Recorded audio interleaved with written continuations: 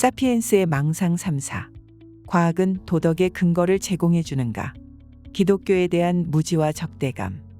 이 칼럼은 월드뷰 11월 호에 실린 칼럼으로 UC 얼반 의과대학교 뇌공학자인 손원준 박사가 쓴 칼럼입니다.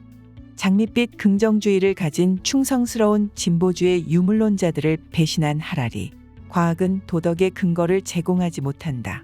미래는 이성의 시대가 열리며 풍요롭고 전쟁이 억지되는 평화로운 시대일 것이라는 장밋빛 긍정주의에 하라리는 경고의 말을 전하며 우리를 불편하게 만든다. 하라리는 유대 기독교적 개념, 자유주의적 인본주의라는 상상의 질서가 서서히 퇴색하면 다가오는 세상은 그리 아름다운 세상이 아닐 것이라는 전망을 전했다.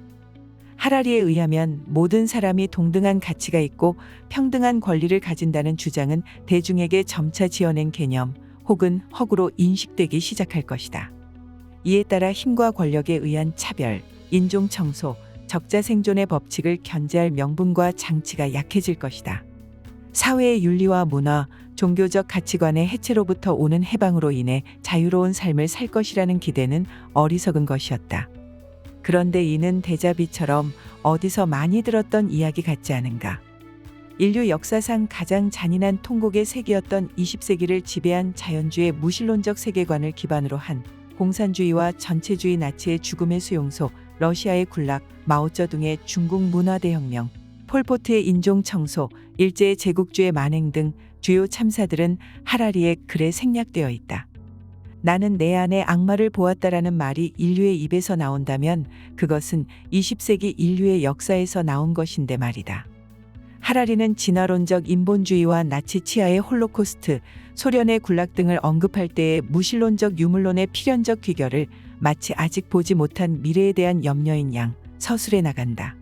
자유주의적 인본주의 질서가 퇴색해가면서 현재 세계 질서가 영원히 평화로울 것이라는 장밋빛 기대는 역사와 변하지 않는 인간의 본성을 고려해보면 그저 순진한 믿음일 뿐이다. 그런 면에서 하라리의 염려는 합리적이다.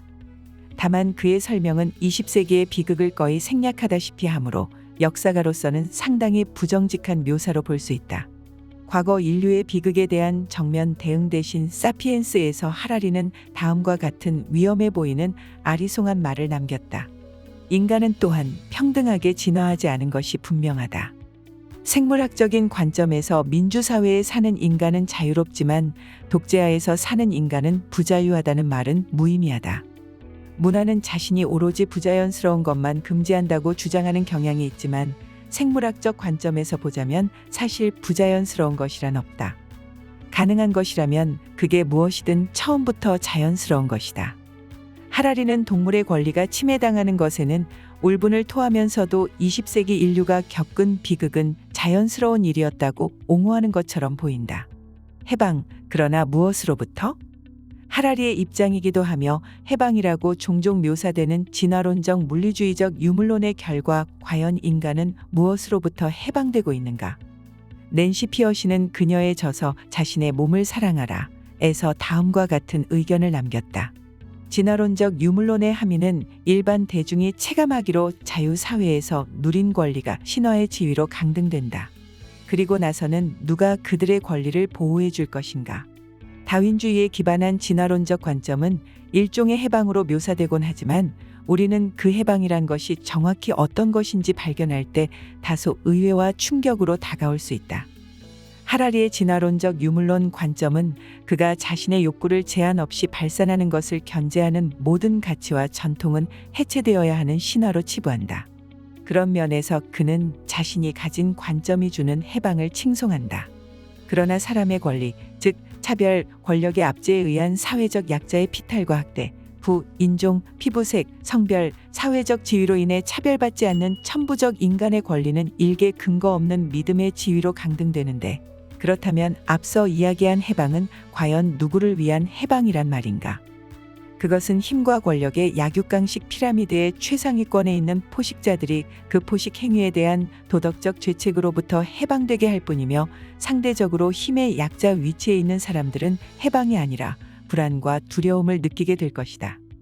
본인이 달릴 때는 속도 위반을 하고 싶고 속도 제한을 걸어놓은 법에 대해 비판을 하지만 남의 자동차가 과속으로 자신의 안전을 위협하면 그때 한해서 입장을 변경하여 법의 필요성을 인정하게 되는 꼴이 아닌가. 기독교에 대한 무지와 혐오. 그런데 하라리가 유독 기독교에 대해 많이 언급한 이유는 무엇일까? 처음에는 그가 단순히 자연주의자이자 무신론자로서 유신론 종교에 대해 적대적인 태도를 보이며 그에 따라 대표적인 타겟으로 기독교를 고른 정도로 짐작했다. 그는 사피엔스에서 현재 인간이 누리는 개인의 자유와 인권이 기독교의 유산임을 여러 번 인정하면서도 그것이 실체가 없는 신화에 불과하다는 의견을 덧붙인다. 개인의 자유롭고 신성한 본성에 대한 믿음은 자유롭고 영원한 개인의 영혼을 믿었던 전통 기독교에서 직접 물려받은 유산이다. 그런데 영원한 영혼과 창조주 하느님에 의지하지 않을 경우 자유주의자로서 사피엔스 개개인이 뭐 그리 특별한지를 설명하기가 당황스러울 정도로 어려워진다. 생물학에 따르면 인간은 창조되지 않았다. 진화했다. 또한 평등하게 진화하지 않은 것이 분명하다. 평등 사상은 창조 사상과 뗄 수 없게 얽혀 있다. 미국인들은 평등 사상을 기독교 신앙에서 얻었다. 모든 사람의 영혼은 신이 창조했으면 신 앞에 모두가 평등하다고 주장하는 신앙 말이다. 하지만 자유, 생물학에 그런 것은 없다. 생물학적인 관점에서 민주사회에 사는 인간은 자유롭지만 독재하에서 사는 인간은 부자유하다는 말은 무의미하다. 기독교가 개인의 천부인권과 자유, 평등의 진보적 가치에 미친 결정적 영향을 인정하면서도 어떻게 그런 영향을 미쳤는지 그 원인과 소스에 관해 전혀 언급하지 않는데 이는 다소 의아스러운 전개이며 독자들을 존중하지 않는 것으로까지 보이기도 한다. 사피엔스에서 하라리는 기독교에 대해 눈에 띄게 무지할 뿐 아니라 기독교 혐오 관점을 가진 본인에 의해 기독교를 불공정하게 다루고 있음이 금세 드러난다. 여기서 대표적인 몇 가지만 꼽아보면 다음과 같다. 수많은 문화권에서 돈을 많이 버는 것을 죄악이라고 결론 내린 이유가 여기에 있었다. 예수가 말했듯 부자가 천국에 들어가기는 낙타가 바늘구멍을 통과하기보다 어려우니라. 성경을 아는 기독교인이면 이런 표현을 읽고 무슨 생각이 들어야 할까? 도대체 어떤 기독교인이 저런 믿음을 가지고 있을까라는 의구심이 들어야 한다. 학자로서 최소한의 양심이 있다면 구글 검색만으로도 저것은 기독교 개념이 아니라는 것을 알 수 있을 텐데 말이다. 이것은 성경을 읽지 않은 것이 문제가 아니라 종교에 대한 기본적인 존중이 결여된 것으로 비칠 수 있다. 신약 성경은 돈을 많이 버는 것이 문제가 아니라 돈을 사랑함이 문제라고 수차례 반복하여 가르치고 있기에 이는 심각한 왜곡이 아닐 수 없다. 세상을 이롭게 하는데 재정을 사용하는 것과 돈 자체를 사랑하는 것 사이에는 건널 수 없는 큰 간극이 있다. 돈을 사랑함이 일만 악의 뿌리가 되나니 사람들이 자기를 사랑하며 돈을 사랑하며 자랑하며 돈을 사랑하지 말고 있는 바를 족한 줄로 알라. 또한 기독교 신학과 교리에 대한 설명의 시도가 없으며 역사적으로 심각한 왜곡도 심심치 않게 등장한다. 예를 들면 기독교나 나치즘 같은 종교는 불타는 증오심 때문에 수백만 명을 살해했다. 자본주의는 차가운 무관심과 탐욕 때문에 수백만 명을 살해했다. 대서양 노예 무역에라는 대목을 보자. 기독교와 나치즘을 종교적으로 평행선상에 놓은 것도 변호할 수 없는 입장이지만 수백만 명을 살해했다는 말 뒤에 단 하나의 인용도 설명도 따라오지 않는다.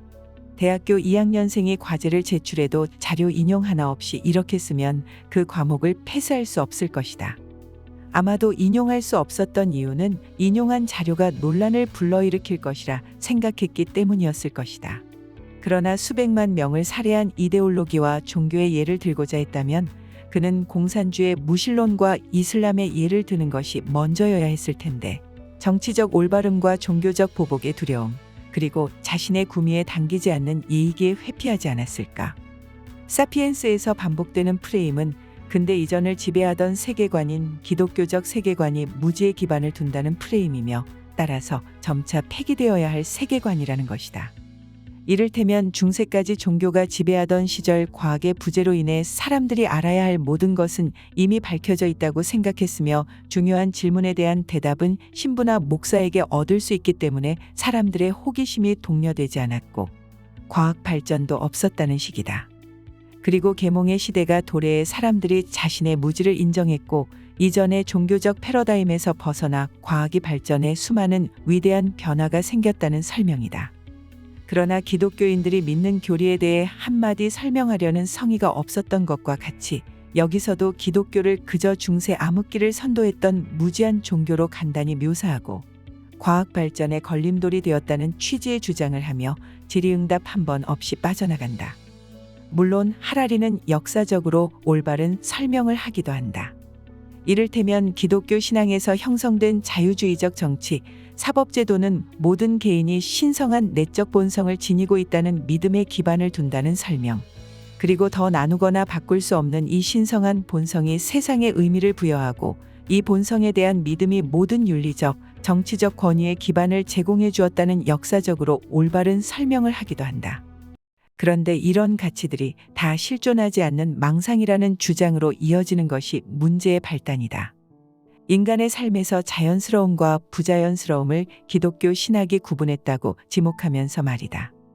그런데 이런 신화를 만들어낸 것이 기독교 신학이라고 지목한다면 기독교 신앙의 핵심이 어떤 것인지에 대한 설명 정도는 있어야 공정하지 않았을까? 불교에 대해서 4페이지에 걸쳐 설명하며 이 책의 문맥에서 더는 다루지도 않을 고타마 시다르타의 삶의 지면을 할애하면서 정작 기독교의 믿음, 핵심은 놀랍게도 전혀 이야기되지 않았다. 예수에 대한 언급은 의도적으로 생략된 것으로 보이고 간혹 피상적으로 언급이 될 때도 하라리의 기독교에 대한 무지를 감출 수는 없었다. 이러한 이유로 미루어 보아 하라리는 기독교에 대해 감정적으로 배척하고 있는 것으로 보이고 다른 현상을 설명할 때처럼 공정한 평가를 하지 않았다. 기독교의 중요한 역할을 이야기하면서 기독교에 대한 설명을 제공하지 않는 자세, 그리고 방대한 관련 역사 자료를 언급조차 하지 않는 하라리의 지적 불성실성은 사피엔스에서 발견되는 실망스러운 부분 중 하나이다. 실제 많은 역사가가 근대 과학 발전의 태동에 기독교 신학이 필수적 역할을 했다는 많은 연구 자료와 논문을 검토해보면 과학과 중세 암흑기를 이분법적으로 나누려 하는 하라리의 주장이 얼마나 근거 없는지 쉽게 깨달을 수 있다. 앞서 하라리는 자연스러움과 부자연스러움이라는 사람이 가지는 관념이 생물학이 아니라 기독교 신학에서 왔다고 했다. 그는 자연스러움이란 말의 신학적 의미는 자연을 창조한 신의 뜻에 맞는다라는 뜻이다.